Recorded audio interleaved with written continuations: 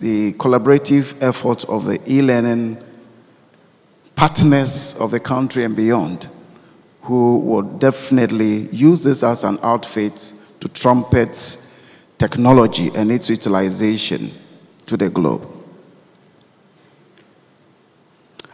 We see that the vision of having an e-learning research and practice is going to welcome a wide range of scholarly contributions, ranging from empirical investigations, theoretical analysis, case studies, practice-driven reflections in the field.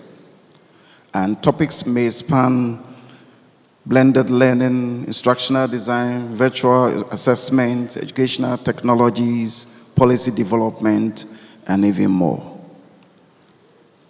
We want to thank you so much for being a witness to this historic inauguration and launch of this journal.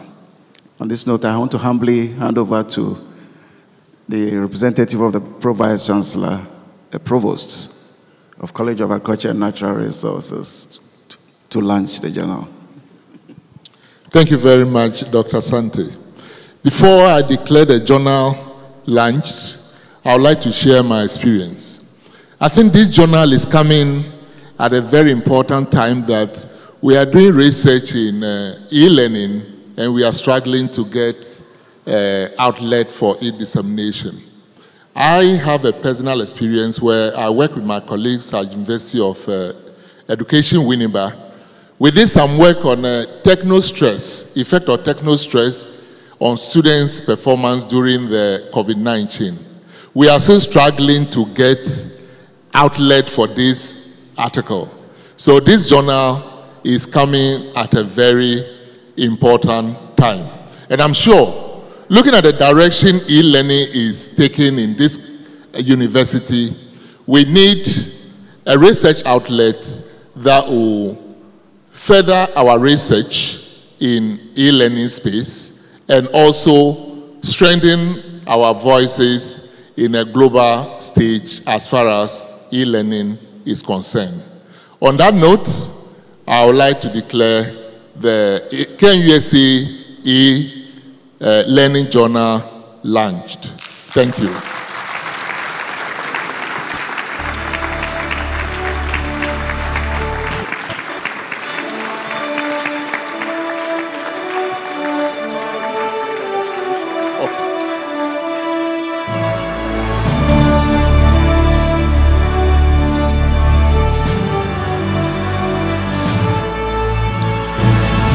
Yeah, on a screen, that is a journal cover. So let's all work to contribute and support, submit papers to this journal. Thank you.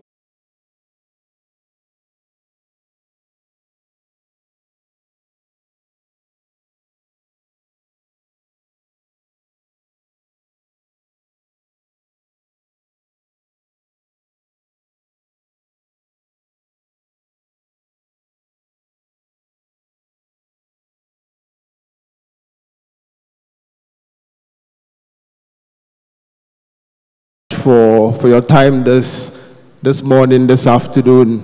It's a historic morning into the afternoon, and thanks for being a part of this history-making day.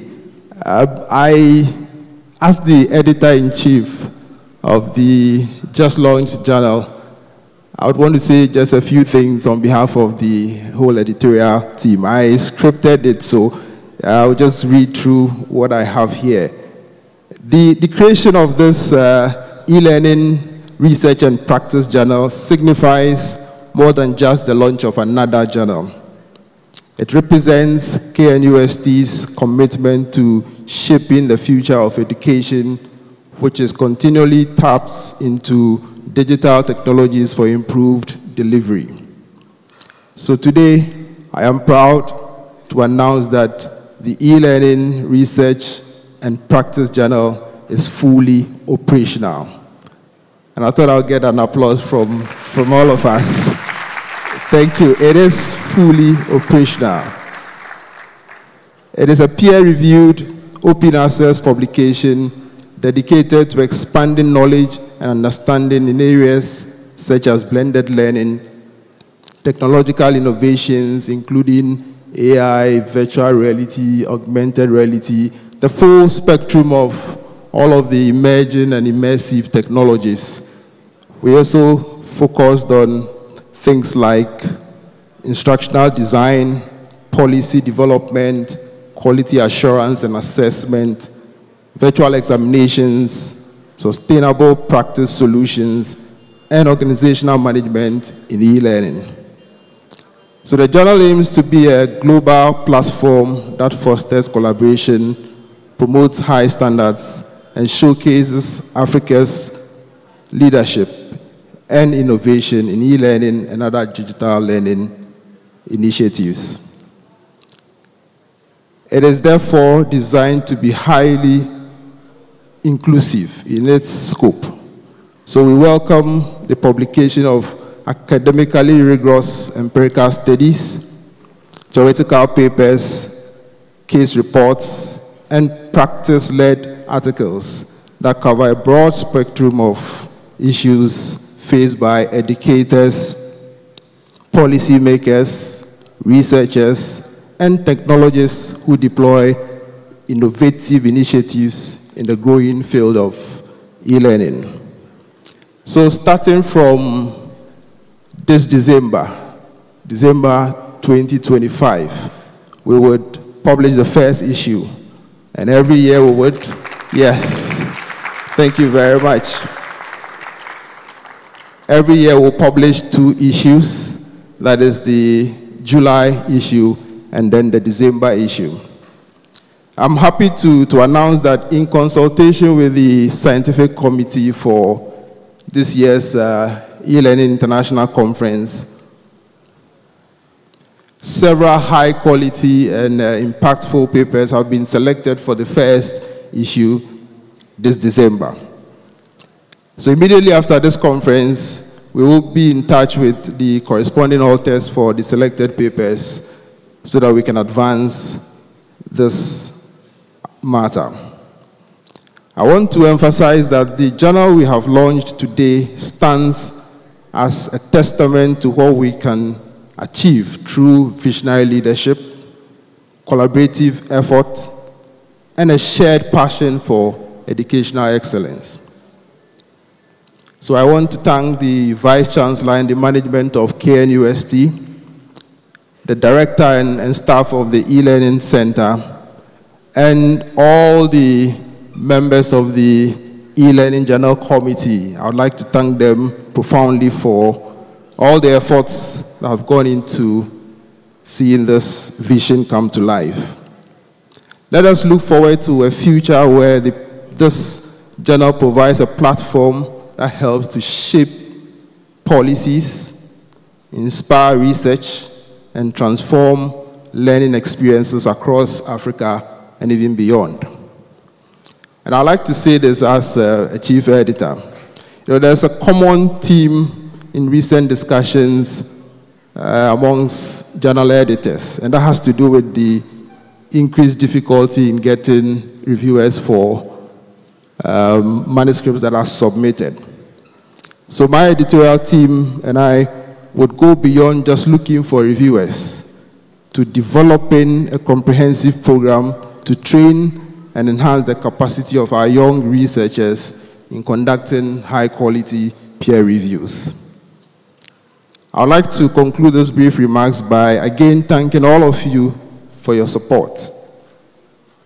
We invite you to engage actively with this journal, contribute your research, and be part of the exciting journey towards transforming education through digital innovations. So Provost, we will be looking forward to that paper that is looking for an outlet, yes. And we invite all of you to visit us online via the e-learning conference or the e-learning center website. Or physically, you can visit us at the Evans and Fum complex at the CCB. Those of you who know the campus very well, that's the new central classroom block. So with these few words, before I hand over the mic back to Anita. I just want to acknowledge the editorial team members. Some of them are here, and so permit me just to mention their names. Our Deputy Editor-in-Chief is our own director, Professor Eric Apewasante. He's the Deputy Editor-in-Chief for the journal. We have 7 associate editors. Professor Kofi Ejekum is an associate editor. Dr. Benjamin Apraku Jampo. Dr. Desin Adom, he's here, great. Dr. Abna Boache. Dr. Paul Kwejo Ado, yes. Dr. Juliana Abeni, I think she's here, great. And Dr. Richard Bruce Lamte, yes. We would also have quite a number of international associate editors, and some of our keynote speakers this morning, we will call on you to be guest editors for some of our issues, and we look forward to a wonderful collaboration. Thank you all very much. God bless you, and long live this journal, and long live our great KNUST. Thank you. Thank you so much, Prophet Denira. Thank you so much, committee members. You may take your seat as I acknowledge some of our partners and our supporters for this year's e-learning conference. We are so grateful for your collaboration so far. MasterCard Foundation, thank you very much. The Ministry of Education, thank you very much. Arizona State University, the Association of Commonwealth University, all our Israeli collaborators, thank you very, very much. Elsevier, the SRC, we also like to thank GRASAG, of course, Agri-Impact Limited and the SAP, the Times Higher Education, SendLoss, of course, helping us with the live coverage on the MOE channel. And finally, FEDEMS, consulting for you. FEDEMS, we really appreciate your collaboration so far. You've been so supportive to the e-learning center, and we are very, very grateful. We have a few announcements after this session. The ambassador and our dignitaries will help us launch the exhibition, and after the launch, there will be poster presentations. We'll take a quick snack break and come back for our panel discussion. It would be on building inclusive online learning with industry and student voices. Kindly come back, and we'll be gathered right here for this session. Afterwards, we'll have another presentation from one of our guests from Israel. So kindly take note of these as we take the break to launch the exhibition and poster presentations.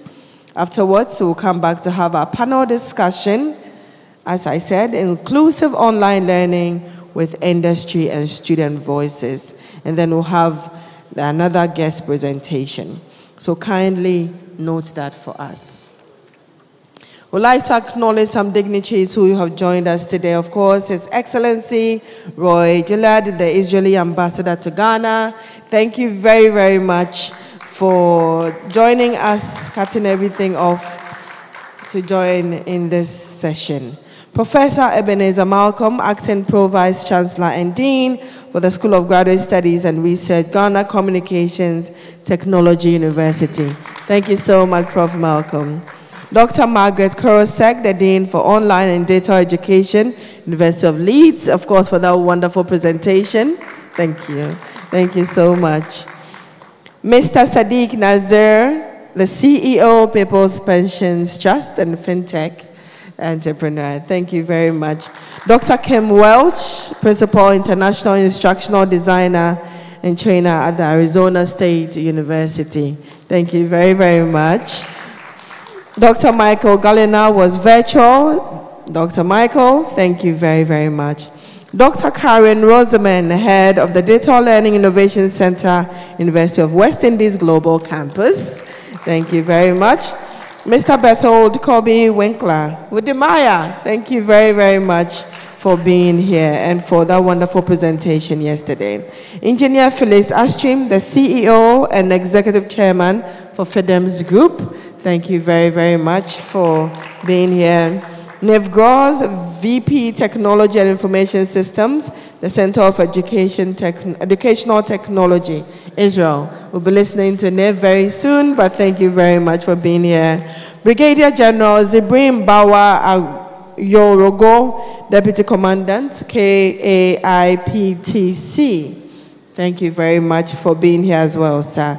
Dr. Philip Boateng, Acting Head, Center for Outreach and Distant Learning, ITPDLL at Amusted. Thank you very much for being here as well. Dr. Eliad Chemwuno, Head EdTech Ecosystem at the MasterCard Foundation. Mr. Michael S. Gauga, Head of Technology and Material Development at SendLoss. Also, Dr. Frank Senyo Loglo, Head of Distant Learning, Ghana Telecommunications University. Professor Basa Yaovi Ayoma from Benin. I know we have some Benin representatives who are here. Thank you so much. Yes. And Dr. Rita, thank you very much as well for being here and joining us all the way from Benin. All right. If I may have all of our dignitaries together with the director, of course, our provost for Kana, to join us to officially open our exhibition. But before that, cameraman, can we take the official photograph? Can we please line up with the ambassador so we can have this photo up? Can we have all of our dignitaries, our presenters join us for the photo? All of our invited guests. Yes, please. All of our presenters. Can we have the General Committee members join us and the Planning Committee members also join us. The Planning Committee members. Prof. Nanefia, can you please join us for this photograph?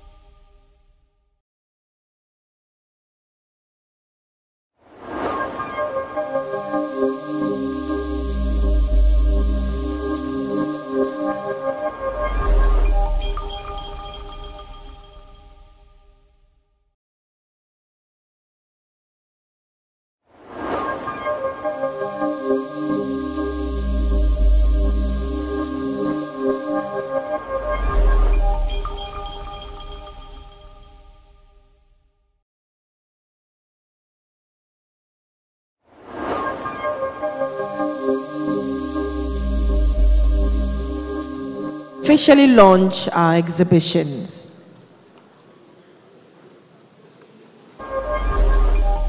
After the launch, we'll take a quick snack break and we'll come back for the panel session. We'll take a very quick 15-minute snack break. We'll come back for the panel session. Can we have the team who would also join us to clear the stage for the panel presentation?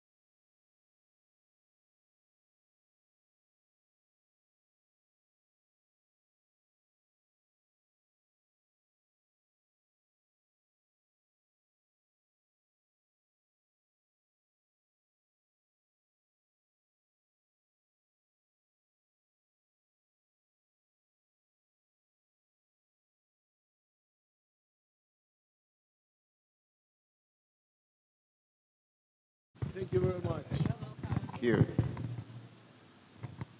So that was the Kofi Annan International Peace, yes, Training Center.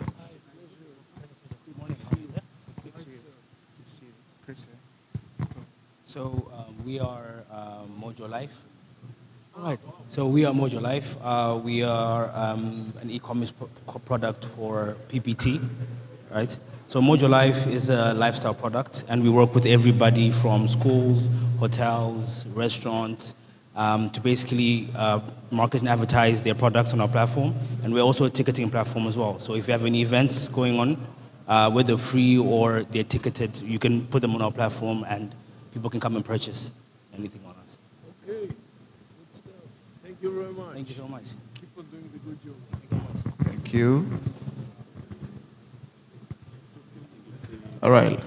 Thank you very much.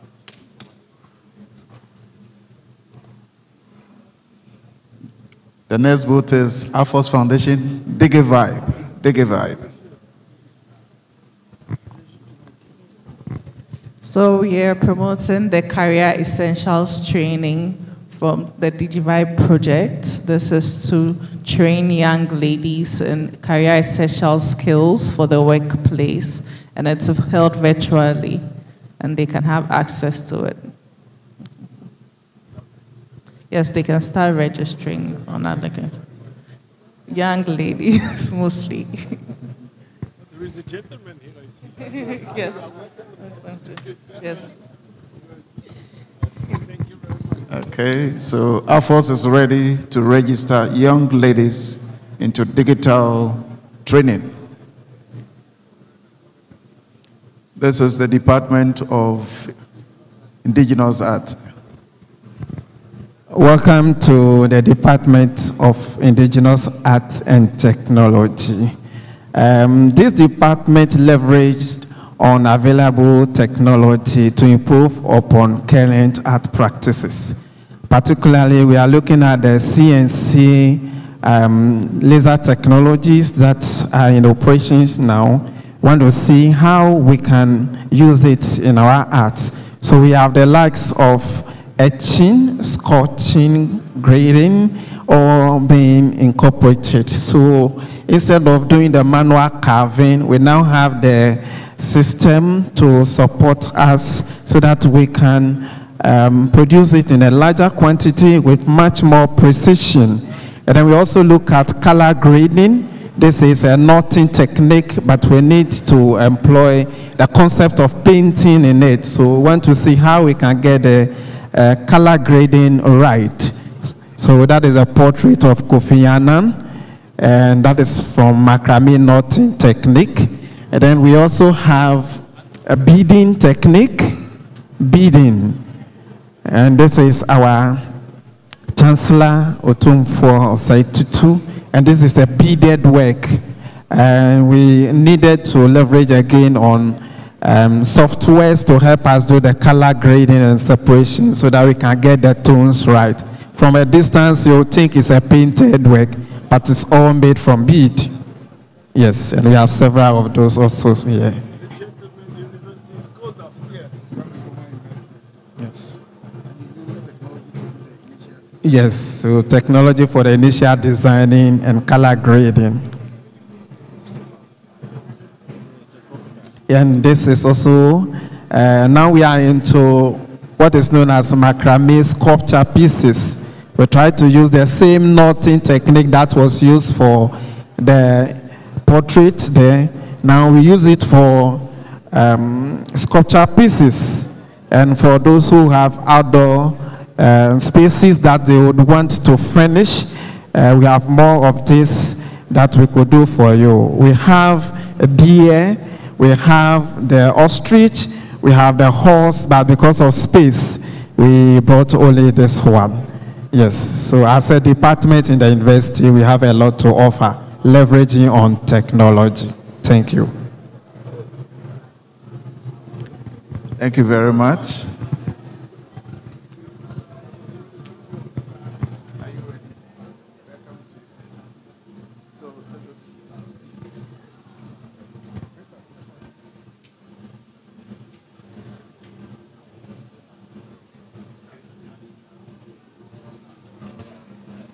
So my name is Nanebo Saibadu, third year architecture student. So this is a design we did during this the beginning of the semester. So what I got was to redesign a utility shed. So looking at the environment and where we did our survey, so we did our survey in Sumina. So Sumina, looking at their culture and the setting of where the utility shed is going to be. So this is a pavilion supposed to be in Buanka.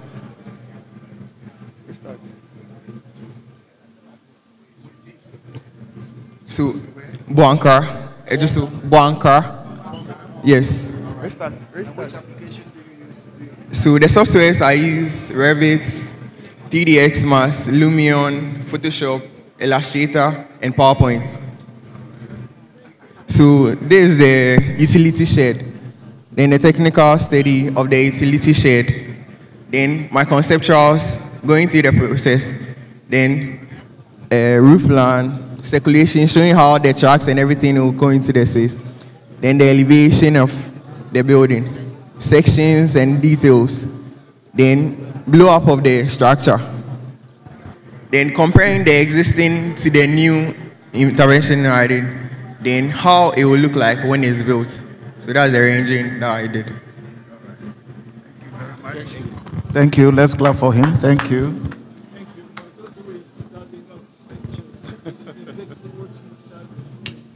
Good.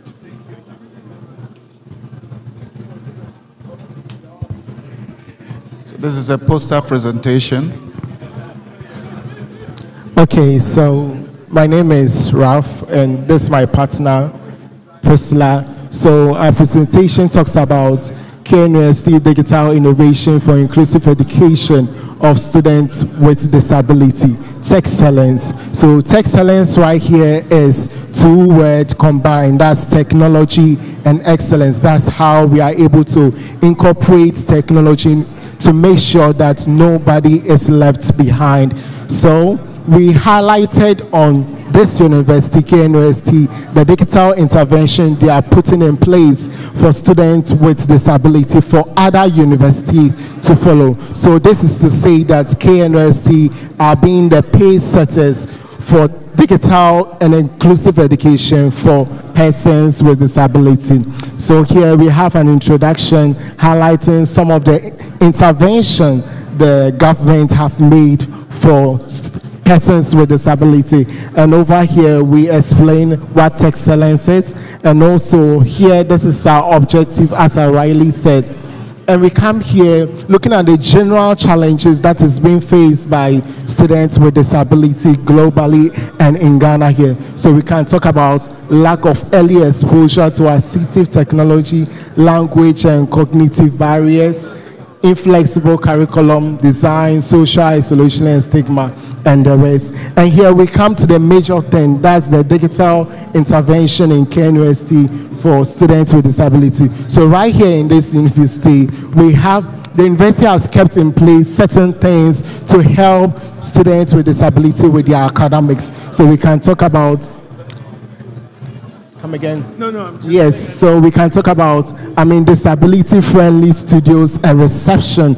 And we can also talk about high-tech shuttle services. So we have shuttle services for students where they are able to transport them from their classroom to their hostel.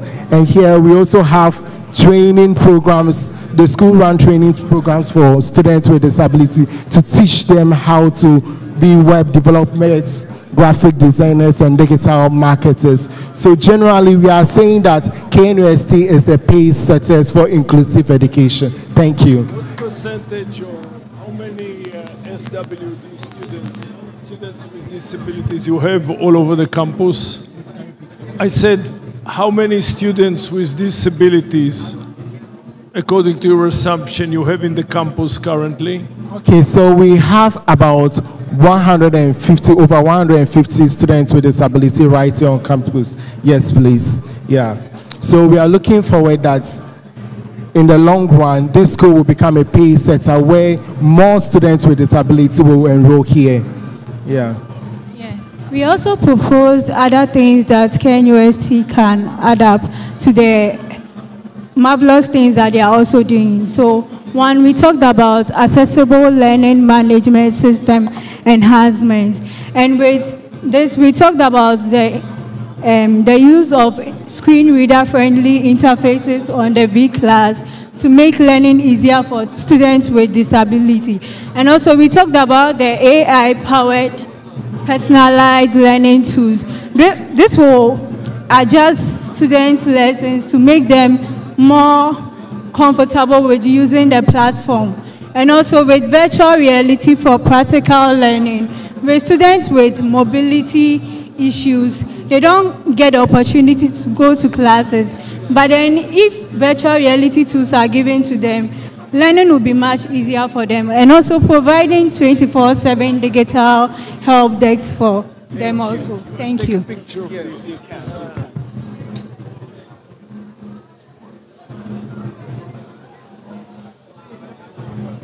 Good one. Let's clap for them, please. Let's clap for that. Good one. Yeah. Okay, my name is Emmanuel Lawrence Mensah. My colleague is Awesome Benjamin. And in our presentation, we look at how technology like BIM technology helps us from the creative process of architectural design. We'll visualize what we want to achieve in the end. So in this presentation, for instance, the use of local materials like Adobe construction, which is reinforced, and bamboo is used in a modern setting to see how such technology integrated with modern design can be achieved.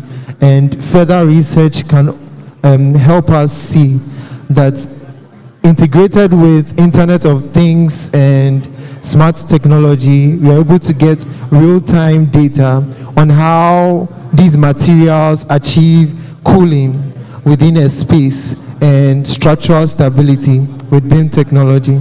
Thank you very much. All right, thank you very much. Good job.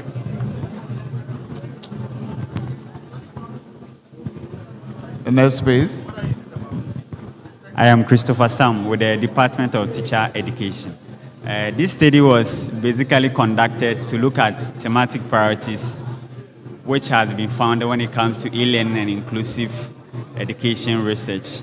And then we know that funding plays a major role when it comes to funding research priorities with regards to promoting marginalized population access to education.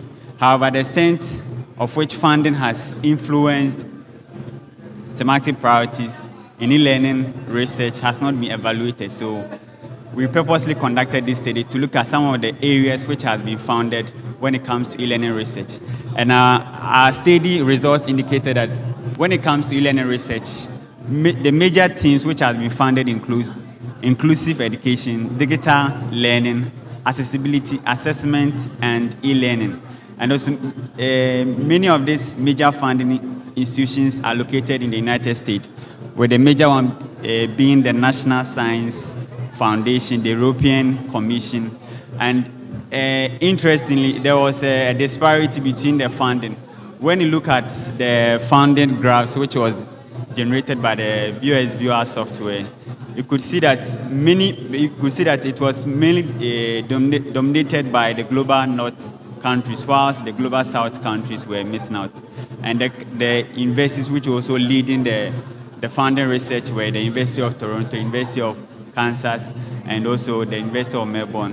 So you could see that there were also some kind of disparity. Okay, my name is Edusei Solomon, second year Master of Architecture student. So you are looking at digitization and how it helps in designing. Looking at or considering the various softwares that we use, AutoCAD, SketchUp, Photoshop, and 3ds Max. With this design, Cineplex design, I took the concept from binoculars. So looking at the shape of a binocular, I was able to design my plan because it's a cinema. You are looking at how you have your cone of vision. Wherever the individual is sitting, will be able to see what is happening. So with this, you can see I took the model and showed the various elements that made up the model. You look at the roof, the shell, and the various components. And I considered skylighting and how I'm going to bring in natural ventilation into the space. Thank you.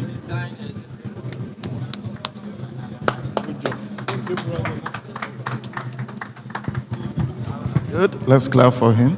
Thank you. Thank you.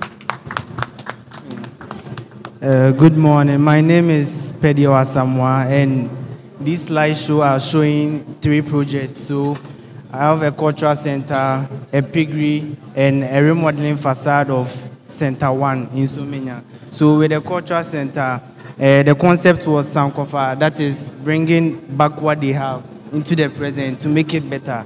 So this talking about the remodeling facade in Somenia. So these are the existing structures, the concepts, and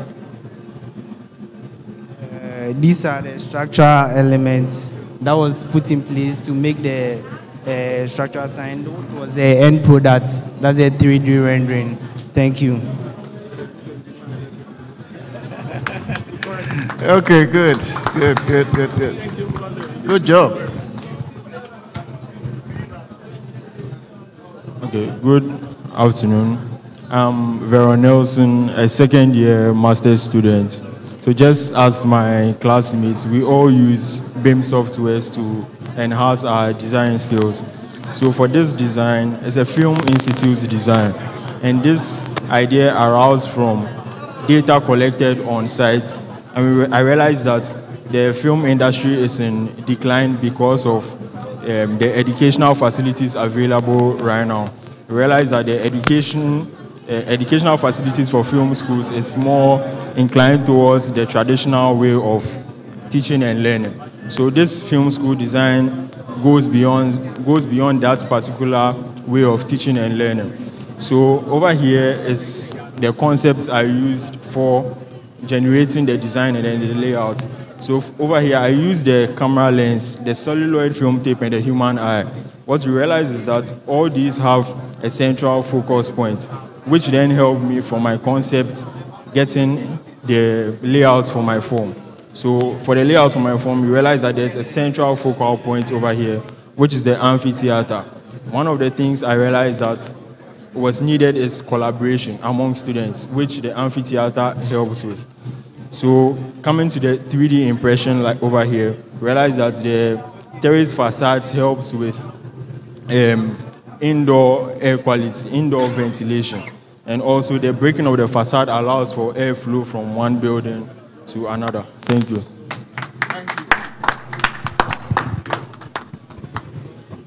Good morning. So my name is Estana Koshi-Lawson.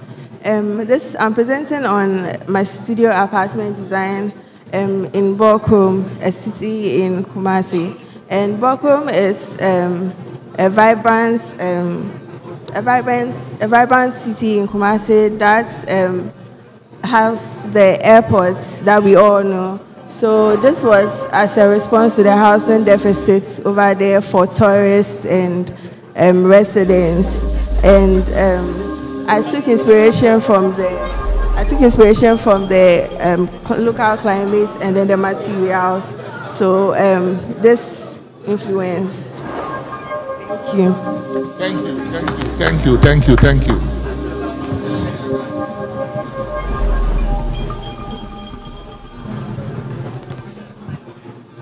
Okay.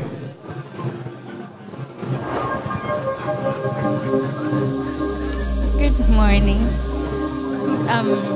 The project was to create an ecotourist park in Bokum to rejuvenate the natural landscape and particularly the river, because it's in a very bad state.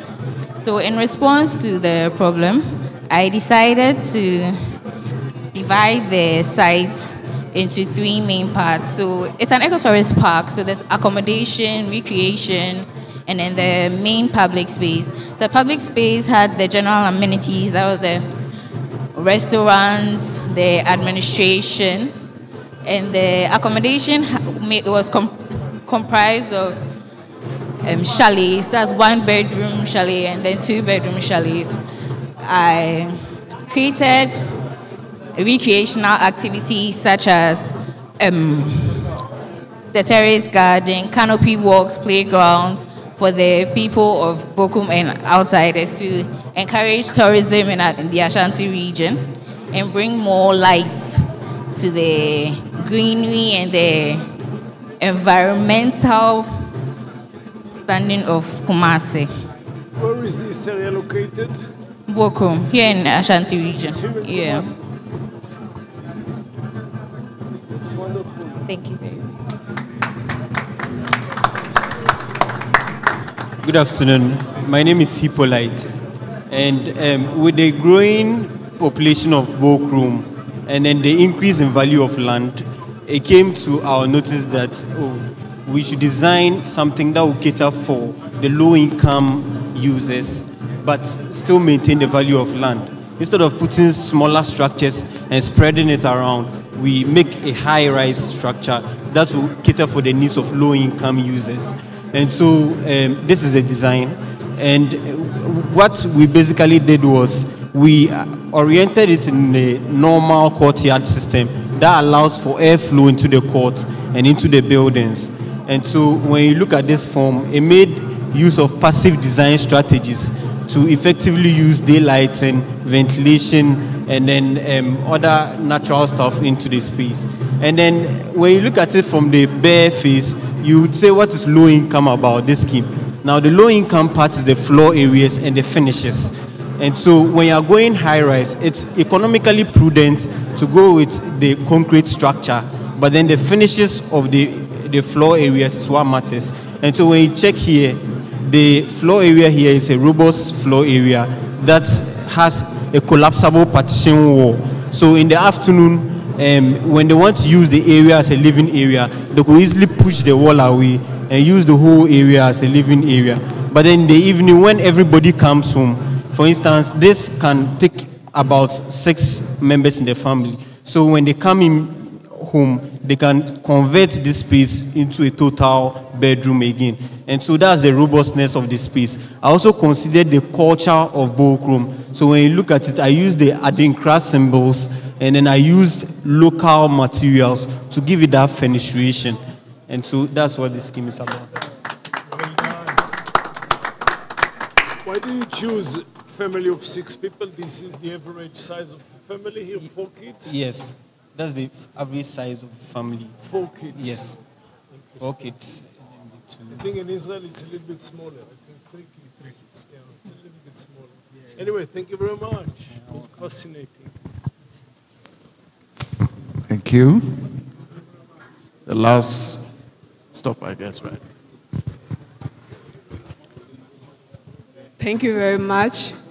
I took this topic because it aligned with the theme of the KNSC, the international conference, which is offline but not left behind, designing inclusive solution for low connectivity zone.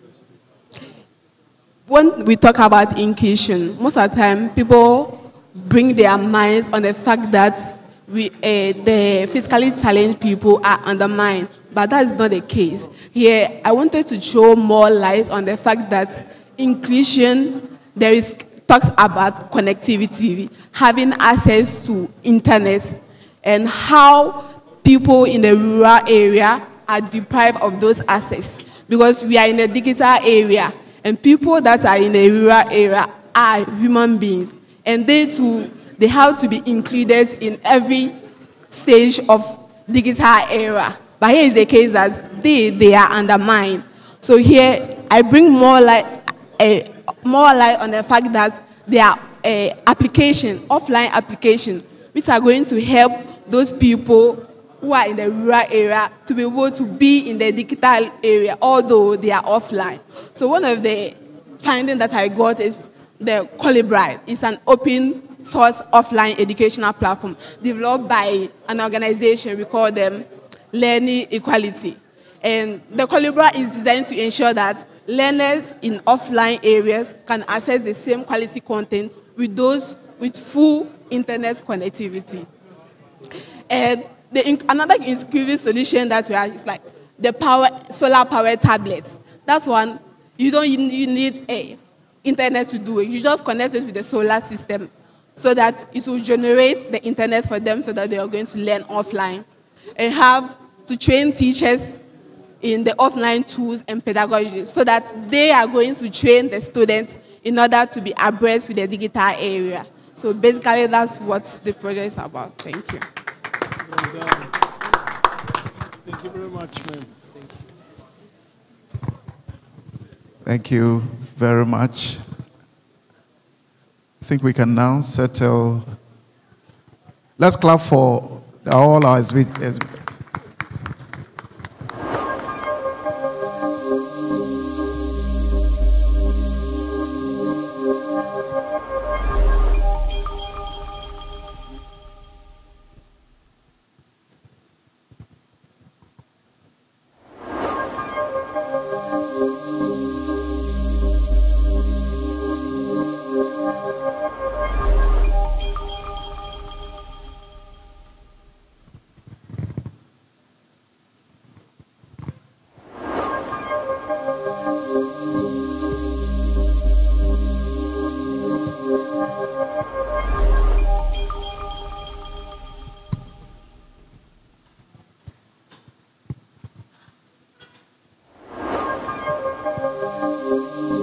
All right, thank you very much. We'll go for the snack break now. It's behind the auditorium. Just take any of the exits and just be at the auditorium.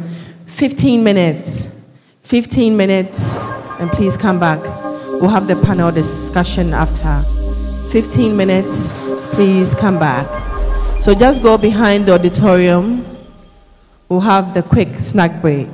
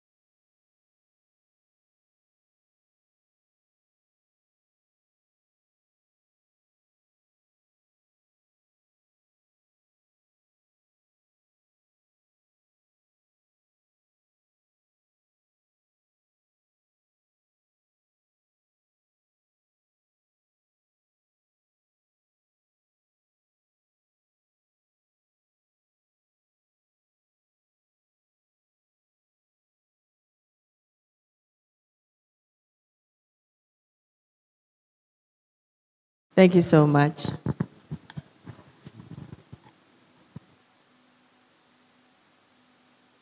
All right, ladies and gentlemen, please, we can do it once again not for me, but for the organizers of this particular event. It's been a phenomenal one. It's been remarkable from the very first day that we set foot here. And today we want to hone down some of the concepts that we have been promoting. We want to quickly invite also to the stage some very interesting gentlemen and women, or probably from a mixed background, to help us to take today's discussion. We know very well that from the very first day, we set out on the theme of transforming education through responsible innovation and inclusion in the digital era. And we've had, from the very first day, very seasoned speakers touch on various themes, but particularly on the theme of inclusive online learning. And so, hinging on that particular premise and with emphasis on that particular topic, today we will be touching on the theme, Tech for All, where we are looking at building inclusive online learning with industry and student voices. Right. So to hone this down, we want to invite to join me up here on stage. We would first invite Ms. Oforiwa Owusu. Ms. Oforiwa Owusu. She is the Administrative Manager of Women's Haven Africa. Let's give it up for her as she comes up. Yes. Please. Then we would also have Mr. Marco Stanley Nyako. Mr. Marco Stanley Nyako, who is a lecturer from the Department of Health, Promotion, and Disability Studies. Mr. Marco, you're welcome. We would also have with me here Mr. Maximilian Morimi. Mr. Maximilian Morimi, who is also a student with us from Kwame Nkrumah University of Science and Technology. He will also be joining us in here for this discussion. Right. Great. Now, what would it be if we had an e-learning week without having some E in it? And so, last but not the least, we still have online one other panelist, who is by the name Mr. Michael S. Gauga. Mr. Michael S. Gauga, who is the head of technology and materials department, SENDLOS. He will be joining us online.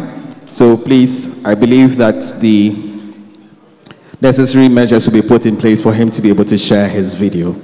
Thank you very much. So ladies and gentlemen, once again, a round of applause to all our panelists. We looking forward. Right. So we have, yes. So we would want to go straight just because we want to be able to cut down on the amount of time we spend up here.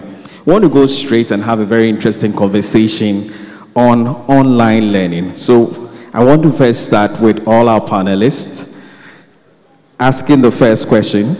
What does inclusive online learning mean to you? What does inclusive online learning mean to you? If you don't mind, we'll start with our ladies, starting first, and then probably we go to the other gentlemen. I want to hear from all of them, and then find out what inclusive online learning means to you. Okay, so I'll start. Thank you very much. So from my context, my work background, and my personal experiences that I've had with online learning, I would say that inclusive online learning is creating access of education to people from diverse backgrounds, people with diverse needs, locations. So it is not just to satisfy the need of a particular group of people, but then also to reach out to more people irrespective of location, irrespective of the availability of resources, irrespective of their flexibility of time, or even in the sense of people with disability.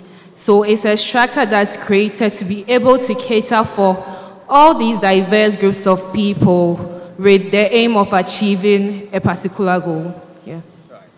All right, thank you very much. Maximilian, please, would you want to touch a bit on that? All right, so the inclusive online learning, as she's already said, is creating the platform where each and everyone, no matter your background, no matter where you are from, no matter your situation, you also have the access to have the same equal opportunity that other people are having.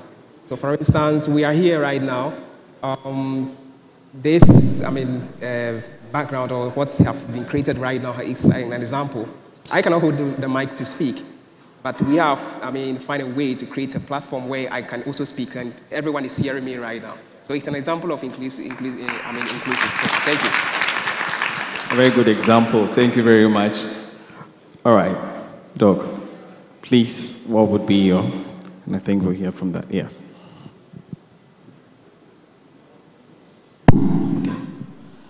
First of all, I would have to say a big thank you for this opportunity. What I wanted to say have already been said by my colleagues, but I'll add something small. Inclusive online learning, we compare it as a mainstream. The ideology is where persons with disabilities and those who are not of disabilities are included in the same classroom. It was in the previous structure, it was in the previous years that we do that. But now, online has made it inclusive to the extent that persons with disabilities and those who are not disabilities are having equal access, equal opportunity. So it makes learning more accessible. So all of us can benefit, whatever people who are disabled and those who are not disabled are achieving the same goal. That's from my view. All right, thank you. Thank you very much. Right, we'll probably take the very last one from online, I hope. Yes. Okay. Sir Michael, if you could help us with that. Thank you for the opportunity. For me, I think inclusive learning means more than just access. It's about making meaningful participation. So we want to give every learner access irrespective of where they come from, their background, their devices they use to connect their learning styles and all that. It's also about building culturally relevant content that is inclusive. So for me, it goes beyond access, but it's a way of making meaningful participation in the learning space in terms of digital education. Thank you. All right, thank you very much, Sir Michael. So now that we have set the tone and defined what inclusive online learning is, probably we can dive deeper. Now we want to find out from our panelists, why is inclusivity in online learning not just a moral imperative, but a strategic one, especially for education? Why do we think it's not just a moral imperative, but a strategic one, especially looking at KNUST's education? You could respond if we can get from you. Okay. So I would say that it is very strategic because now the world of work is changing and we are entering into an era that most of the things that we do is digital. And if you do not have certain digital skills, at a point in time, you would become irrelevant in the industry. So every structure, every system that is put out there with regards to online learning should be made inclusive, should be able to support the people involved in it, should be able to create the resources that can bring people from all over, from diverse backgrounds into it. And this wouldn't just be for the benefits of the person in question. It would also help to strengthen our industries. Because I am working as an administrative manager at Women Saving Africa, which is a full-time role, and it's a very, very busy role. But then I would also want to upskill. There are certain new skills, new digital skills coming in all the time, new innovations that you have to upskill yourself with.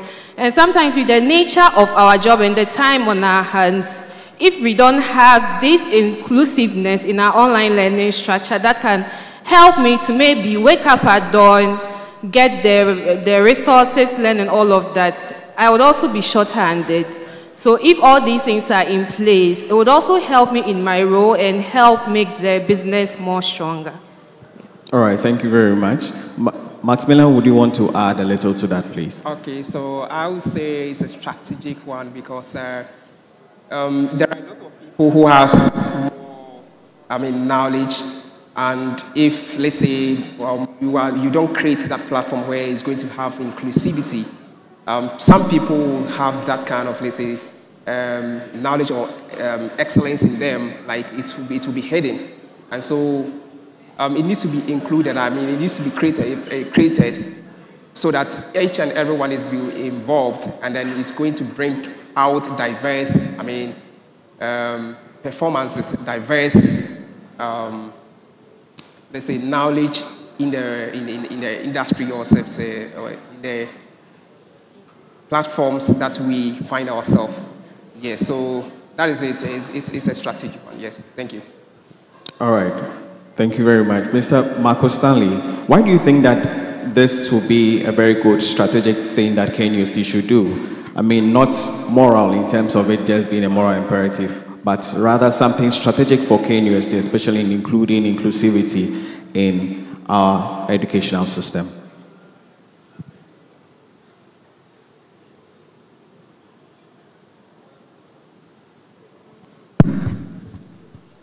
I actually love this question. To make this strategic, the resources should be available for everyone. We should make sure that no child is left behind. That's called inclusivity. I remember in 2021 when I got an appointment to teach as a lecturer at KNUST. Previously, if I compare where I was working and comparing KNUST, there's a far gap. I was so amazed. At my old place, there was no sign language interpreter dedicated for me to move around with. But KNUST provided me with a personal sign language interpreter. I go to programs with my interpreter. I move around. I even have a note taker who takes notes and give it to me to read. So it makes me more fully participated in whatever and wherever I find myself. So the structure is fully strategized and it's also helping. And I feel like I'm empowered and support whatever I need to use to make me function. It's amazing. Seriously, I love what KNUST is doing, and they are doing a lot. So all persons with disabilities are benefiting. We don't see ourselves in a different way. Thank you. All right. I think that is actually coming from him directly, one who has actually experienced it. Comparing where he was and now, he can clearly see that KNUST has once again set the pace by providing some inclusive educational support for people with mixed abilities. Thank you very much for giving us that. So even more interesting, we want to find out why then do we think that we should, whilst KNUST is currently following this particular strategy of including or integrating inclusive online learning and experiences, why do we think that we need to include or intentionally listen to the voices of students and industry partners? Why is that important in trying to implement this particular strategy? Can I go first? Yeah. Okay. So I think that it's very relevant to include both the voices of students and the industry because, first of all, we are creating this system for the students, and we have to create a system that would encourage them to get into it, first of all, and then also a system that will keep them through it even to completion.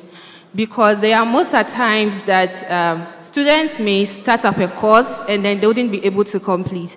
That's because we did not take their feedback. We did not ask what actually will help them learn. We did not ask what in their learning process even motivates them to do more or to stay through it. So I think that hearing from the students is a very good start point to even know what to create. And secondly, from the industry, these students that we are preparing them for the industry, whether it's their own businesses or even working for an organization. So from the industry perspective, we have to know what is in demand, what are the skills that are relevant in the industry as at now. Because if we don't also put that into thinking, we might create something and produce a certain kind of learners or graduates that do not fit into the current trend of the industry and do not fit into the in-demand skills that the industry needs now. So I think hearing from those points from the industry would be able to get the right content to put out there, the right things to feed the students with, and then we also know what will be able to keep the students through it and continuing taking their feedback to help make things better. And I think that would really help. Yeah. All right. Maximilian, if you could help us, from a student's perspective, why should we listen to the voices of students as KNUST is actually implementing an inclusive online learning experience? Why do we need to listen to students? Okay, so thank you very much. I think students need to be included. It's very, very important. Because if you are creating a platform for students to learn, then you need to have their perspective. You need to know what they are capable of doing. Otherwise, you end up creating something that may be ineffective for them. So I think, including students, you get to know what they are capable of doing, what they want, and then what they are actually planning to do in the future, probably. Their dreams and their aspirations. And this is going to help you know where to channel that platform or the online learning that you are going to create or any other thing that you want to bring to their, to their area, their field of studies or everything, like everything that they are capable of doing. And so it's very, very important to include them. Otherwise, you will not even know what they want, what they will be able to do. So when you create it, the feedback, if you don't include them, you might not even get the right feedback. So I think it's very, very important to include them so that you know what you want. So there we have it. Thank you very much. Feedback from industry and feedback from students is very important in actually carving this particular path in online. I think listening earlier today when we had one of our speakers, I think it was Dr. Karen Rosman, she indicated that inclusivity means different things for different people. And so if we are not able to have all stakeholders coming together to let their voices be heard on how to integrate inclusivity, I think we'll have a challenge. That is exactly what they have re-emphasized. Thank you very much. And we want to know from, still with Maximilian, if you do not mind, from still a student's perspective, what are some of the specific barriers that you have personally faced or maybe you have heard people face in online learning environments? And how do you think the current technology that exists can help us to overcome them or make them or better address them as KNUST? Okay, so first of all, I'll use myself as an example, where my first year when I came to campus here, we had an online exams. I'm unable to hold the mic, so when I got there were these computers over there with the mouse, where we are going to use that one to be answering the questions. And I was finding it difficult to use to operate the mouse. So I needed a laptop where I can have the touchpad, where I can just be navigating on it. It wasn't like I'm not able to use the computer. I can use it, but part of it that I will need to be able to operate a computer, I wasn't able to, access it. And so that was the barrier for me. So later on, you have to bring me a laptop and then try and then connect with the internet cable for me to be able to use the internet. And so that is one of the barriers. I have one friend too who is also a partial visual impaired. He also have these kind of challenges whenever they share the slides, he's not able to read from his laptop or maybe the phone. And so these are some of the things, let's say, that are barriers to some person with disability. And as I said earlier, if, let's say, you are trying to bring on the online learning and you don't take these people or we who are facing this kind of challenge into consideration. You end up creating it, but some of us in that diverse area might not be able to operate this kind of business. And so these things have to be put in place. Like I said, my own, using the touchpad is going to be helpful for me. Someone might also face a different challenge as well. And these are all the things that you need to put into place and then work on that so that each and everyone will have access to.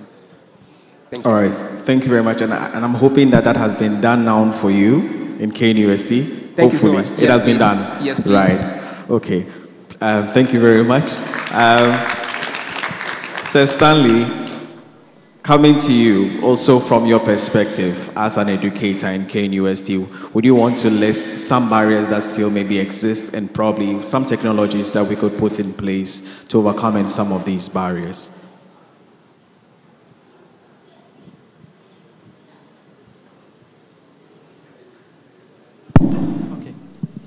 Okay, in my department, we have 2 students with slow vision.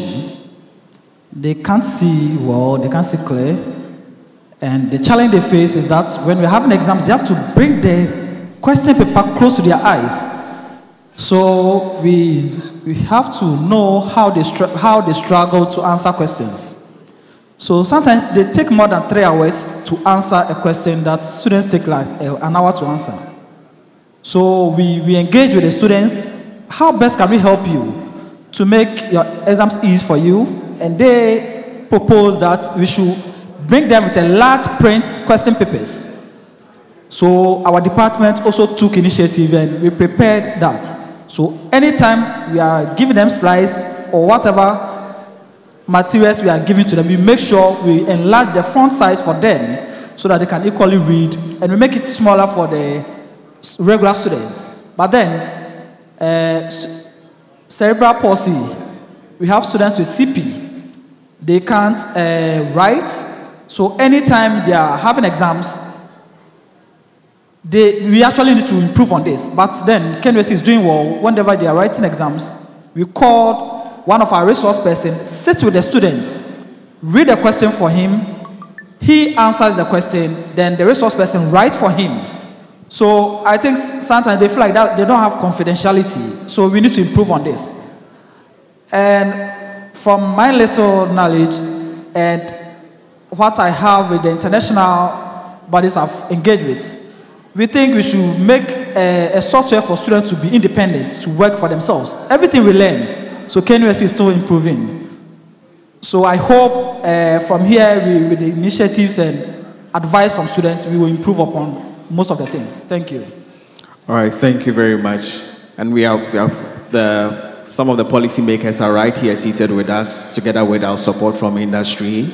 So listening to these barriers, we know very well that we put in the measures to see how best we can implement them. We have started, we are doing quite well, but we know that we can only do better. Right. So I'm still going to go back to our industry experts. We're going to talk to Madam Efia here. We want to find out from you, quickly from an industry perspective, what are some of the biggest opportunities and challenges in designing an online learning platform or an online learning environment or online learning ecosystem? What challenges exist and what opportunities currently exist, especially coming from an industry perspective. And then we'll pick it up from our other colleague online as well to give us a response to that. Thank you. Okay, so I work at Women Save in Africa, and it's a technology and business hub where we run various trainings for women in the fields of entrepreneurship, tech, leadership, employability. And we realized that one biggest opportunity when it comes to online learning is the reach. We are able to reach different people across various places. It increases the reach of putting out, it increases the reach of that valuable training or that valuable knowledge that you want to give out to people. So there are times you can even get people in certain remote areas who are able to join into it, and that wouldn't be possible without the online learning structure. Even though we are based in Ashanti region, we're able to have people all over other regions also getting into it. So I would say one biggest opportunity with online learning is being able to reach lots of people, different people that you wouldn't have been able to when you were in your one corner. And then I would also say one challenge is right now we are all gearing towards inclusivity and we've not all gotten there yet. So sometimes the challenge also is creating that overall inclusive platform for everyone to get into it, for everyone to be able to tap into it. And that's also something that is being increasingly developed across the industry sectors. Yeah. Thank you. So yes, accessibility has been addressed to some extent with the provision of the such platforms. However, we still have the challenge of making sure that these online platforms that are being provided should be very inclusive or are very inclusive. We wanted to take another response on the same subject from Mr. Michael Gauga, if he's still online with us. Okay. Yeah. Thank you very much. So for me, one opportunity from industry would be the existence of the technology. So now at least we have technology on our side to help us mitigate some of these issues where we could be using some screen readers, we could adapt AI and some other tools to help our learners. One other thing too is through the use of tech, we can actually unlock new talents. Now, the downside to this is that in all of this, we should consider or have in mind the issues of the digital divide where we have issues in terms of infrastructure, where infrastructure would include connectivity and then the devices to actually use to access all of this. We should also be looking at the issue of privacy. So it's become a very big issue, especially for those with disabilities and then the younger ones. I think from one of the earlier sessions this morning, one of the speakers talked about privacy in terms of AI. So in as much as we want to encourage the use of new technologies and all that, we should also be looking at some of these things. I think the last drawback I would probably want to talk about would be the cost. So we are all for tech, integrating AI, getting the technologies, VR, and all of that into education. But we should also not forget that most of this also come at very great cost. So who is actually going to bear that cost? It's going to be the institution, it's going to be the learner, it's government going to be part of it, it's private sector going to also be part of it. So I think the conversation actually goes beyond this. So yeah, that's it. Thank you. All right, thank you very much. Yes, he has mentioned the subject, the issue of cost as one of the main challenges or barriers that stand in the way of implementing some of these wonderful measures of AI or integrating AI, VR, and all the others that we have. However, we believe that gradually we can get there. We want to, at this moment, just pick just one or two questions from our audience just before we wrap up. What you heard, what was not yet asked. Maybe you want to hear from the student perspective, the educator's perspective, or the industry's perspective concerning integrating or leveraging the power of technology, especially when it comes to inclusive online learning experiences. Do we have a question? A question or two from our audience to our panelists before we wrap up? All right, so I think we have one question there.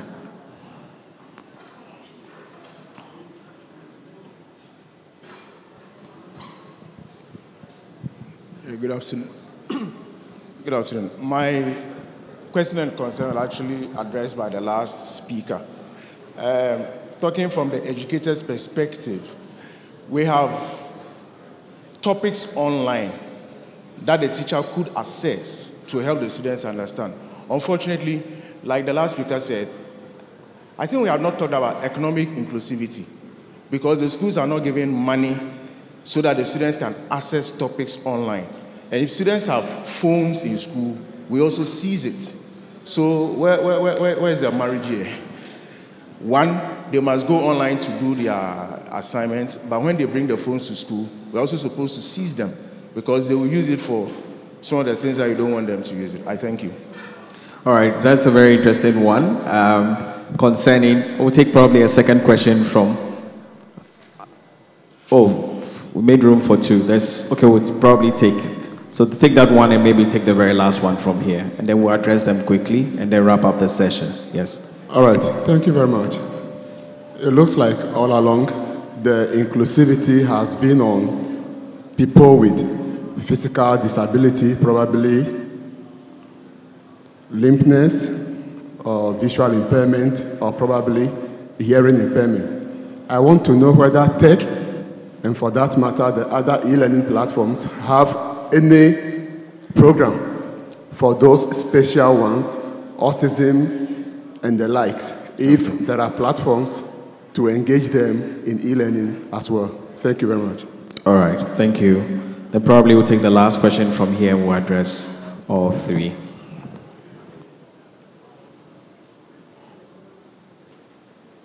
Thank you. My question has to do with the inclusivity you are talking about. We could see that this year, Government of Ghana introduced the National Coders Program. But you could see that some of the programs were for those in Accra, and remaining only one program for Kumasi. So with that aspect, how are we going to, as an institution, can we collaborate with government so that some of the programs they are running at Accra, you could see that they are saying that the facilities are not available for them to hold it in Kumasi here. So with that issue, how is KNUST going to help and collaborate with governments to solve such issues? Thank you. All right, thank you very much. These are very interesting questions. Some of the questions are like questions that are being directed towards management, but we'll try and answer some of them. Would we want to take on the question on Stanley, if you can help us? I think the first question that was asked concerning seizing phones, especially in secondary education. I think that the context is in secondary education, not in tertiary education. Seizing phones in this current 21st century, should it be a thing of the past or should still stay, especially in this world of online education? Okay. I'll try my best to answer your question. Well, I taught at SHS for 6 years before I moved into KNUST. What I can say is that students will always be learners. Students will always be students. Technology is there, and it has more advantage that will help our students. But the other side is that students have their own agenda. So that agenda is what government is trying to criticize, and the most reason why phone is not allowed at SHS. But what I'm trying to say is that we should create a new tablet with all the available resources in it. It can be offline or joining via online, shared to our secondary school institutions, so that every student who gets access to one tablet doesn't need internet, and will be able to use it for his math, science, studies, home assignments, and everything, and to help our students as well. So once it's connected with the internet, well, it has a disadvantage. So the negative side that we are trying to stop will happen. So the government is one or the other scared. That's why if mobile phones is not allowed at the SHS level. But then I will suggest that through digitalization, we can make things better, with the tablets and other functions installed in them, and all lessons being installed with available resources shared to them, will help the students to learn better. That's what I can say. All right, I think that's a good one. Tablets that are targeted for such environments so that learners will be focused on learning. We want to touch on the second question, which had to do with whether currently KNUST, the online learning platform, allows for learners with different abilities across, especially aside those with physical disabilities or challenges, those who also have some other peculiar challenges, maybe ADHD, those who have, like you mentioned, autism. Maximilian, what would you say, your experience with current, and if not, what then should be done? I think you answered it a bit, but probably some little more emphasis would help. Yeah. All right, thank you very much. So far, we are almost 100 plus persons with disability on campus right now. And we have the SWD Association KNUST, and I'm part of it, and I know a lot of people, many of us, we have that advantage where that diverse, KNUST have created a platforms for many of us. I will not say all of us, but many of us are having that opportunity. They have been taking our data and then asking us, trying to find each and everyone's problem, each and everyone's disability, and then they are finding a way. I think they are on a way to create all that platform for each and everyone. Right now, the person with disability with, let's say, visual impaired, as my lecturers have already said, they've started creating the slides with higher, big font size where they can read. Those with hearing impaired, we have the hearing aid for them, that most of them are able to hear in class, and then they can collaborate. And then, like myself, I also said, we have the mobility impaired. Each one of us having the electric wheelchair which we can move by our own without any assistance from anybody. And as I said also earlier, whenever we go to the, let's say, the computer labs to do our online tests, we have these laptops provided if you cannot use the main one. So I think they've provided a platform for some, not all of us, though they are on the way doing that. So that is what I know. Yes, I know. Providing such experiences. Thank you very much. The very last question that we picked from the audience was the question on looking at some aspects of education. It looks as though they can't be done currently. They cannot be done in the online space. For such reasons, they limit that some educational experiences or online learning experiences are only limited to in-person. For example, laboratory work, experimentation, and what have you. Want to find out, what do you think should be, if you could help us with that, what do you think we should do in such instances? What technologies, I think we touched on a bit on the last one, but what technologies do you think KNUST should be looking at to be able to make such experiences possible, especially when we look at challenges with relation to carrying out experiment, laboratory work, and what have you? Okay, so to get your question well, you are asking about what KNUST can do to make some of these practical works reach out to more people. Those in the online environment, yes. Those in the online environments, yes. Okay. Accessible. Yes. Okay, I get it. So, in as much as online learning is on the rise and is a very good way to go, we still have certain learning, certain jobs, certain practical activities that cannot really be brought online. I would say that there can be videos, there can be tutorials that people can have access to, but then they might not be able to have their hands-on. So for me, I would go with some simulations. So we have various types of simulations that we can explore that makes it feel like you are actually doing the real thing, but then you might not be there. And then I would also say collaboration, because either ways there has to be some practicals.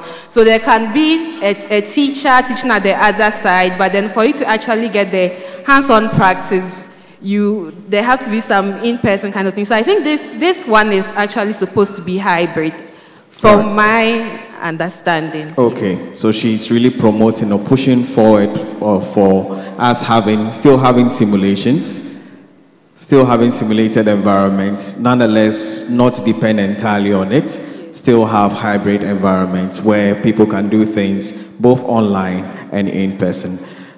Thank you very much. It's been a wonderful discussion so far. We wish we could go on and on. The subject of inclusivity, especially in the online space, is a very interesting one.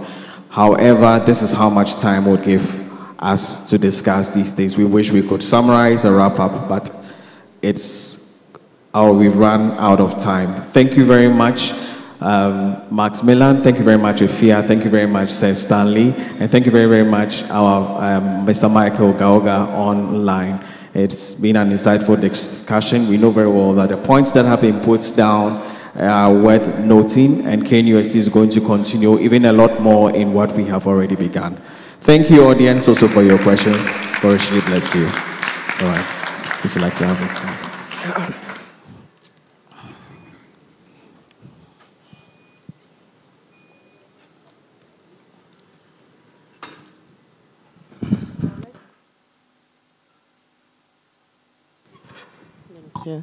Let's give our panel head and our panelists another round of applause for that very insightful discussion. Dr. Kielsen, thank you. Thank you very, very much. All right. I have the honor to introduce one of our partners who would then introduce our next keynote speaker, Variadzo Magani. Could you please help? Well, she's the Managing Director for Higher Ed Partners Africa. Give her a round of applause. She's going to do my work for me now, so kindly let the applause be loud.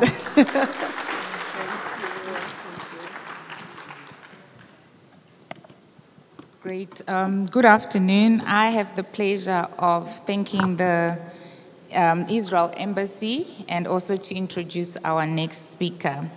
Niv Gross is a seasoned technology executive with over 2 decades of leadership experience in software engineering, product development, and digital transformation across the EdTech, financial services, and security sectors.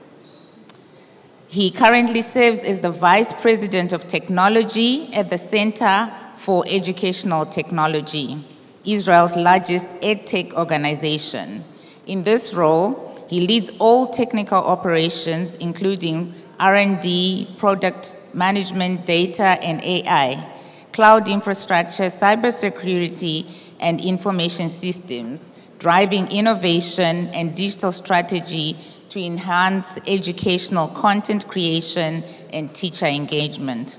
Prior to joining CET, Niv was Associate Director and Engineering Lead at EY Client Technology, where he oversaw the development of multi-tenant cloud platform using microservice architecture, leading international engineering teams across India, Poland, and Israel.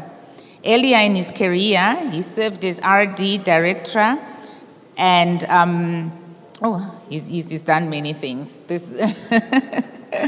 But anyway, Niv holds a bachelor's degree in computer science from the Academic College of Tel Aviv and served in the Israel Defense Forces, achieving the rank of Lieutenant Colonel in the Home Front Command. He is fluent in Hebrew and English and brings to every role a strong background in enterprise software architecture, cloud transformation, AI integration, and cross-functional team leadership. Welcome, Niv.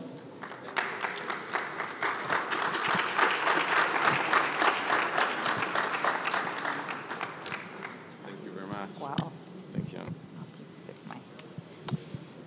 Thank you. Yeah. Let me take this one. Thank you.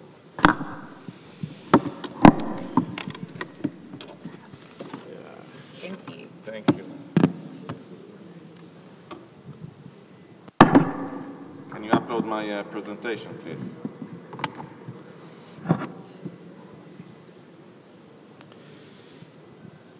Okay, thank you for the intro. I think I need to shorten my LinkedIn account. So So I got the tough hour of 2 p.m. post-lunch. So everyone are a bit tired. Guys, I need a bit of help with the presentation. Thank you very much. And is there any clicker here or something?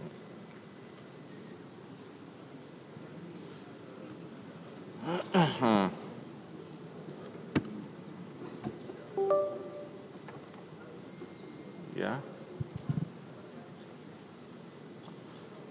Okay. Thank you. Thank you very much. Thank you so much.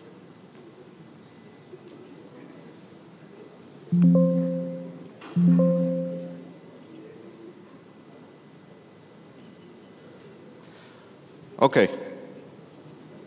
So what I want to talk about today is about innovation in learning and educational space. A bit on CET. CET is a non-profit organization that was established 53 years ago in Israel. And what we are doing is basically building both high-quality content to the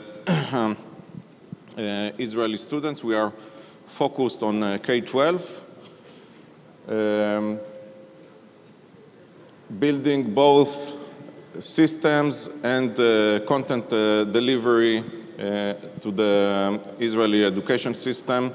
Our mission is basically to bring what we are trying to call relevant education in the digital space.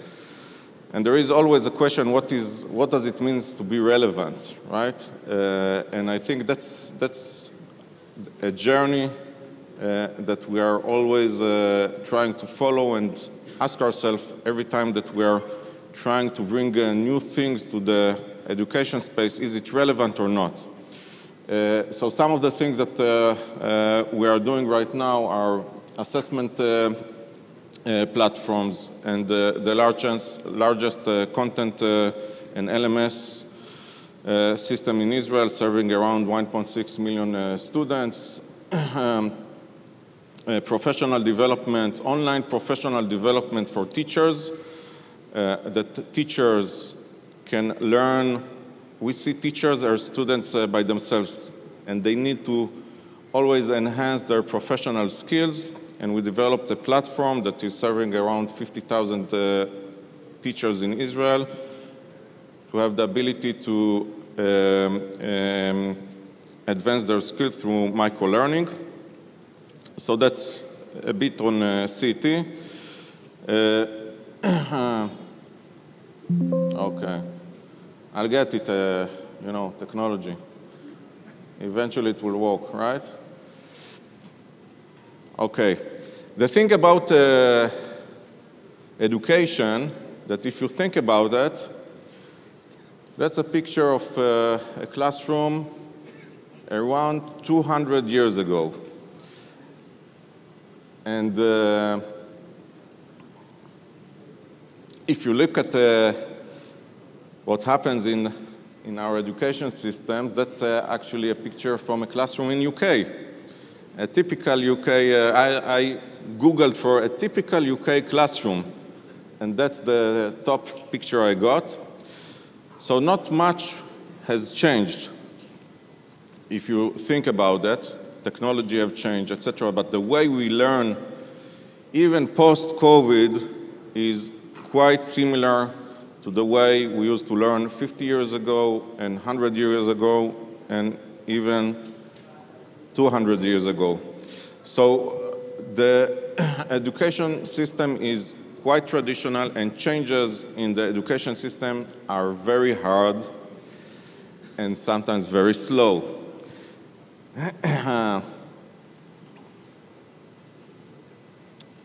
I'll get there. And why is that? Habits. Typical length of a lesson is still 45 minutes. and it's not just in Israel, it's around the globe. If you look at a lesson, double lesson is 1.5 hours in the university, but still 45 minutes. Learning is happening from the morning till noon. So that's kind of habits around what we call schooling, and not just learning, but schooling really is something that we believe that through pedagogical innovation and not just technological innovation can be changed and can bring more advanced and more relevant education.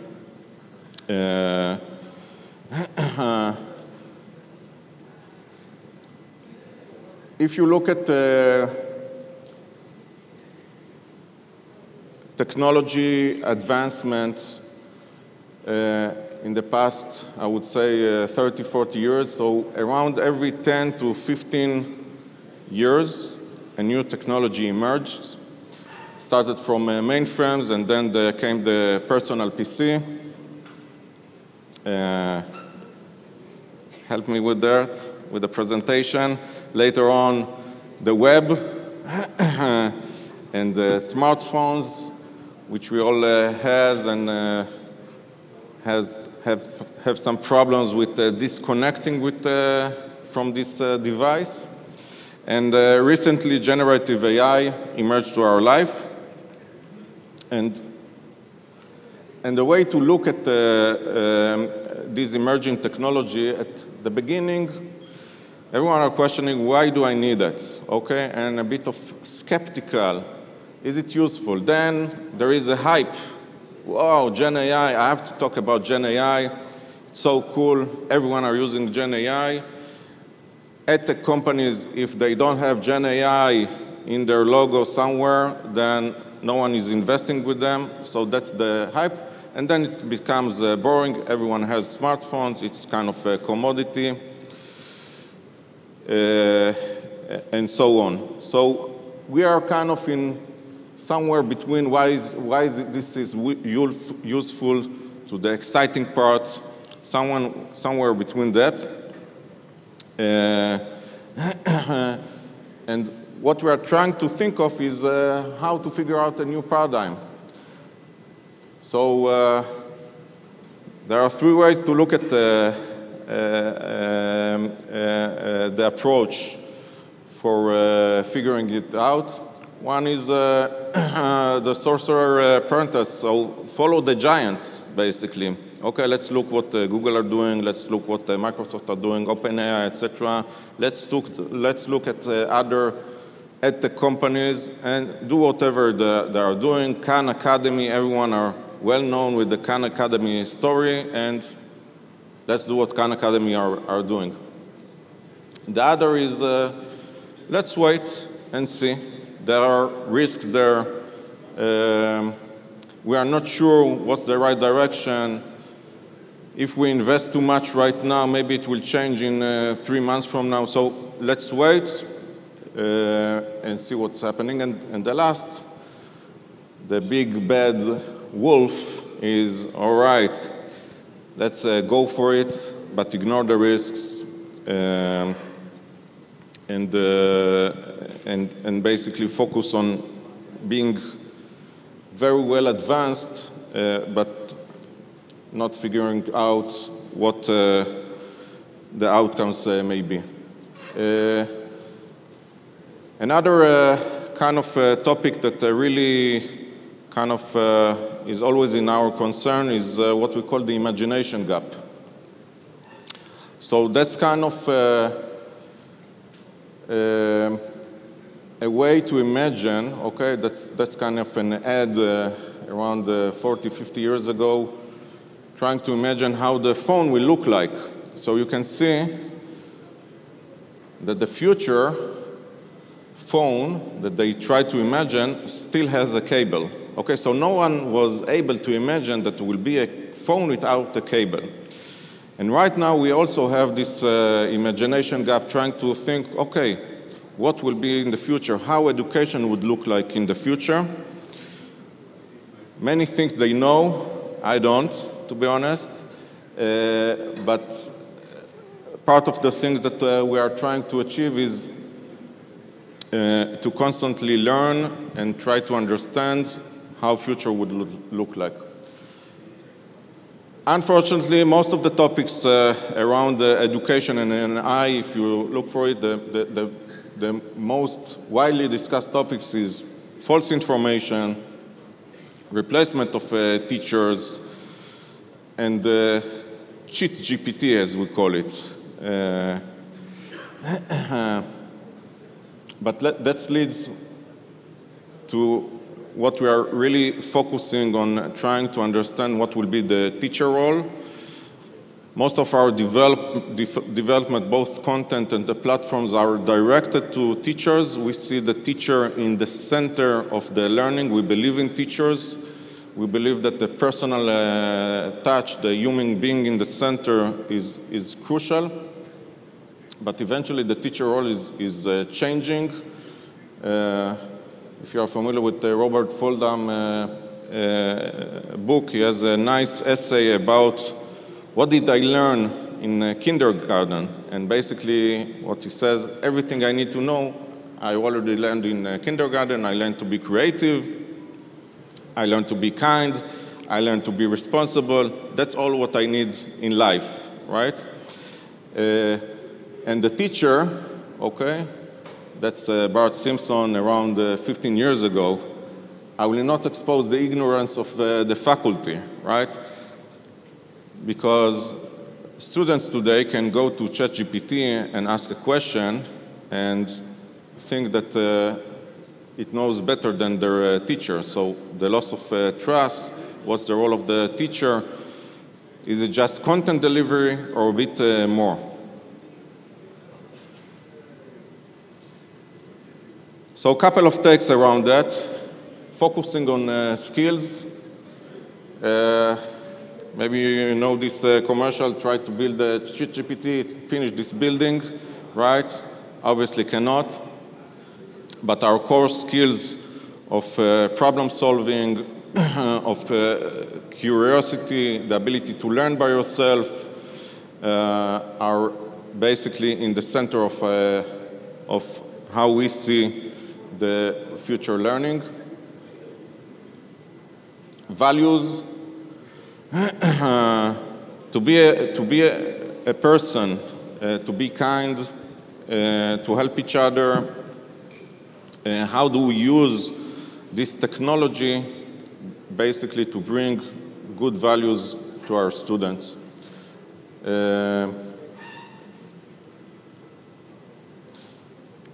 New ways of thinking. Some of you already know, especially in the academy space, that these days to write research is something that becomes, let's say, different, okay? I can upload a PDF and interact with this PDF to summarize it, to ask to write an essay, and so on and so on. I will not tell you how much of this presentation was created by AI, but some of it.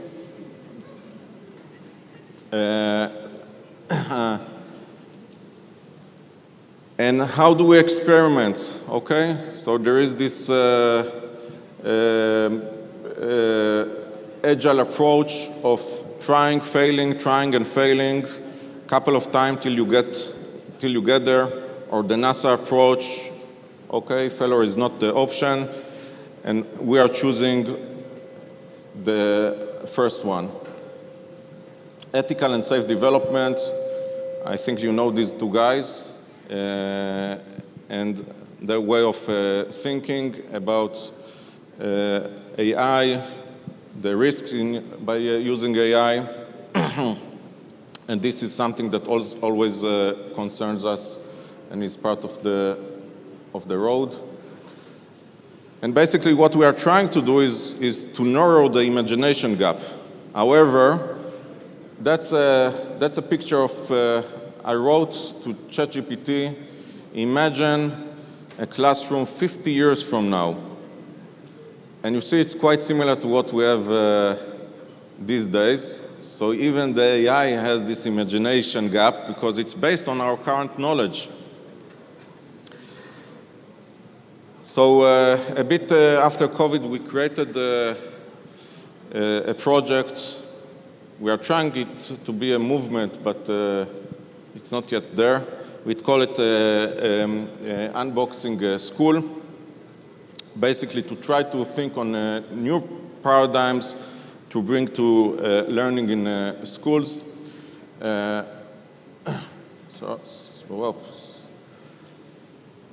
These are the teams of the founders of this movement, professors, edtech executives around the globe. Now there are a bit more. And what we are trying to do with their help is basically to engage first with what we call a super group and super users. These are teachers, these are learners, these are edtech entrepreneurs, and that can bring real use cases to this project. Together we are trying to find a solution, first a pedagogical solution and then the technological solution. So while we are thinking how to build an MVP, a very small MVP, and bring it to the field, we are always keeping the big picture in our mind. Key principles is short agile cycles, keep it real, super users, what we call them, our heroes, the teachers, the students. These are the real persons and people that bringing to life. A playful journey, ethical development, and of course, through the process of creation, we learn a lot, we change, and we are trying to narrow the imagination gap. I want to share with you a couple of the creations, and again, just to, as mind opening. The first one was targeting teachers. In Israel, the Ministry of Education created a document of 120 pages on what skills a student should have in the 21st century. Unfortunately, most of the teachers are not reading this document and not following that document when they are kind of trying to prepare prepare a lesson. So what we created is a lesson creation tool using AI directed to teachers, basically that embeds with the content that they would like to deliver skills out of this 120 pages of the Ministry of Education. The teachers can control the entire process of creation and can get also teaching assistant tools like presentations, assessments, a bot that they can send to WhatsApp to students that missed the classroom, etc., etc. The next project that I would like to share, this is that's actually an experiment that is not finished yet. It's in Hebrew, so I know that you can't read it, but I'll try to explain. So that's a final exam, an online final exam for students that are learning in 12th grade. They are learning how to be a data analyst. So this exam is unique. Basically, there is a story about a business case, a company where the student is an analyst, and the CEO approaches the student and asks him to analyze the data in order to solve some business issue that he has. And the students, along the test, need to speak with the CEO, which is of course a bot, need to speak with the head of HR and the head of finance. And behind the scenes, there is a lot of data that he needs to interact with. And basically what we are trying to look at is the process and not the final results, okay? So how the analysis process is being done, and is the student is ready for real life scenario. The problem with this test, okay, when we send it to the Ministry of Education, they came up with a problem. Okay, it's a great idea, but we don't know how to assess it, okay? Because we know how to assess a final answer. Is it correct or not, okay? Even an open question in history, we know how to assess it. But the process is something that is very hard to assess, and that's an experiment that we are doing right now. Also with academic research on new ways to assess skills and knowledge of students in the AI era. Another kind of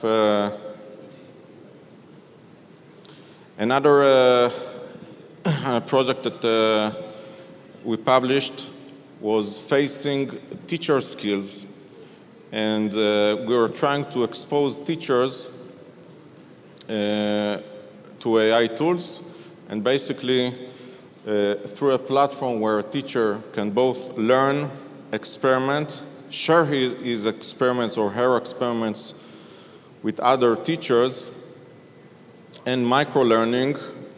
It's an ecosystem, vibrant ecosystem of teachers teaching each other and learning by themselves. And that was published a year ago.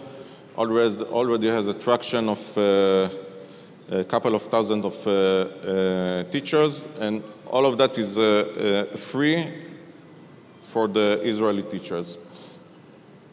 The last thing I would like to share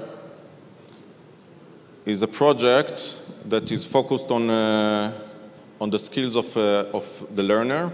We call it Sprint. So basically, we saw a need to develop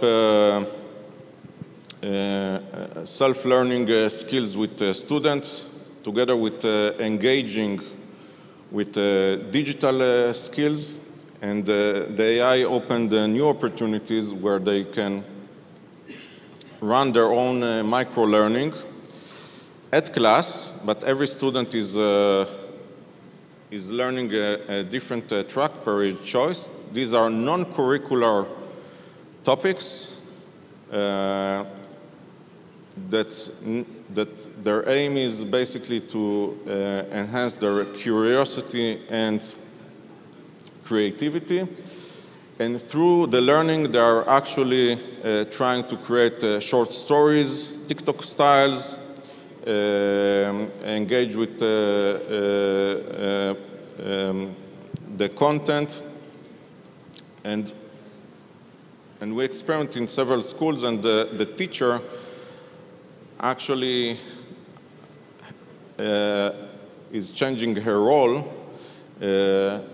and in that aspect, and that gave us a bit of a perspective of how a new learning could look like, where a class of 20 or 30 students are learning a different path in classroom, and what's the role of the teacher in that cases. There are also tools for the teacher here to assist the students. They are not alone. They need to feel motivated. So this is another kind of a very small and nice project that help us to bridge the imagination gap.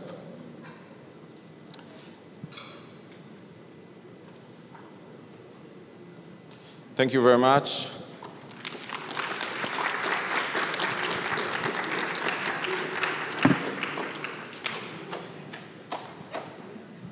Thank you so much, Nev. You have the most interesting slides, I must say. Very interesting ones. Thank you. Give him a round of applause, Nivgos, for that amazing presentation.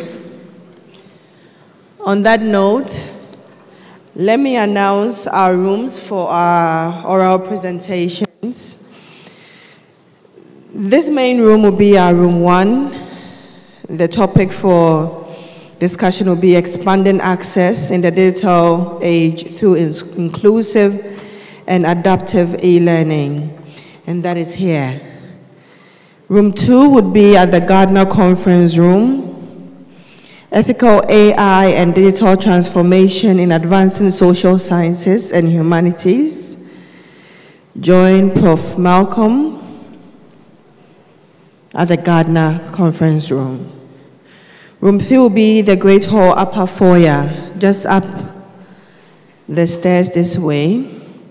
And that's shaping the future of art and architecture through digital creativity and inclusive design. And that will be chaired by Prof. Ebenezer Kofi Howard. Prof. Anthony Andrews will be here, together with Prof. Bosa Yalvi Aima. They will be chairing the sessions here. So let's quickly break out into our various rooms. You can be here in the main auditorium if you want to join the discussion on expanding access in the digital age through inclusive and adaptive e-learning. Gardner Conference Room, just up the stairs. Can we have the ushers help us? Ushers, can you lead?